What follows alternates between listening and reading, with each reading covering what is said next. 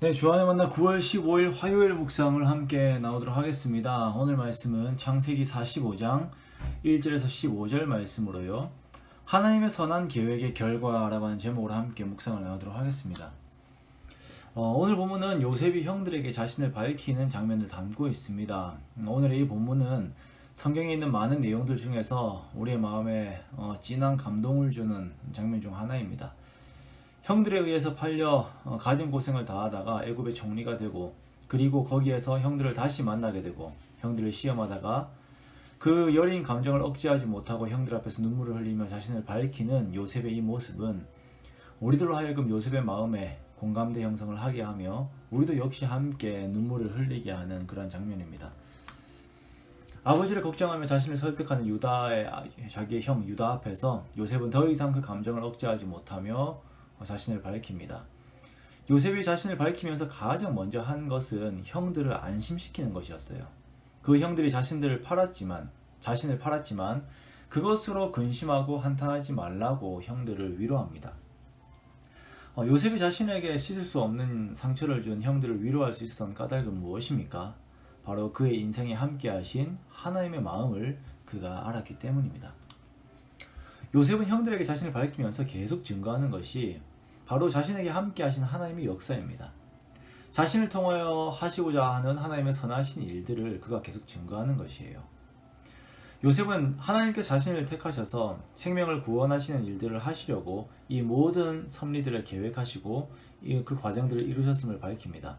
5절 말씀에 하나님이 생명을 구원하시려고 나를 당신들보다 먼저 보내셨나이다 라고 이렇게 선언하죠. 그리고 더 중점적으로 그것이 하나님께서 언약을 이루시는 일이라는 것을 선언합니다. 7절에서는 하나님이 큰 구원으로 당신들의 생명을 보존하고 당신들의 후손을 세상에 두시려고 자신을 먼저 애굽에 보내신 것이다 라고 이렇게 말하고 있어요. 야곱의 자손들이 이 길건의 땅에서 살아남는다 라고 하는 것은 단순히 이들의 생명이 보존된다는 것 이상의 의미를 가지고 있습니다. 하나님께서 아브라함에게 주신, 그리고 그의 가족들과 후손들에게 주신 약속, 즉 그의 후손들을 하늘의 별과 같이 되게 할 것이다 라고 하는, 많게 할 것이다 라고 하는 하나님의 약속이 유효함 가운데 이루어지고 있음을 의미하는 것입니다. 요셉은 이 일에 자신이 사용됐음을 알았습니다. 야곱과 그의 후손들을 세상에 두시려고 그 언약을 이루어 가시기 위해서 요셉을 사용하신 것입니다. 요셉이 이렇게 하나님 앞에서 자신의 위치를 돌아보기까지는 숱한 고난과 자신을 돌아보며 하나님 앞에서 자신을 부인하는 그 과정들이 필요했습니다. 그 전까지는 세상을 바라보는 중심이 자기 자신이죠. 자신의 행복, 자신의 자리, 자신의 억울함 등 철저하게 인생과 역사의 중심에 자기 자신이 있는 것입니다. 그러나 하나님을 계속 경험하게 되면서 자기 중심에서 이제 하나님 중심으로 그 모든 세계관이, 그 모든 가치관이 변화되게 된 것입니다. 그러다 보니 억울함도 형들에 대한 분노도 없어지는 것이에요. 하나님과 함께, 그 하나님의 사랑과 함께 있으면서 다른 것들이 요셉의 마음을 좌지우지 못하게 된 것입니다. 그 사랑의 힘은 형들을 용서할 뿐만 아니라 이들에게 기근과 죽음 앞에서 살 길을 마련해 주게 되는 것입니다.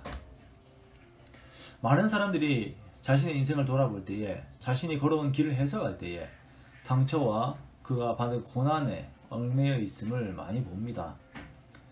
그것은 또 다른 상처를 낳고 또 다른 고난을 양산해냅니다. 그러나 자신이 걸어온 길에서 하나님의 손길과 하나님의 흔적들을 계속 발견한 사람들은 그 하나님께 모든 삶을 맡김과 동시에 자기의 삶을 하나님의 성품으로 채워나아갑니다.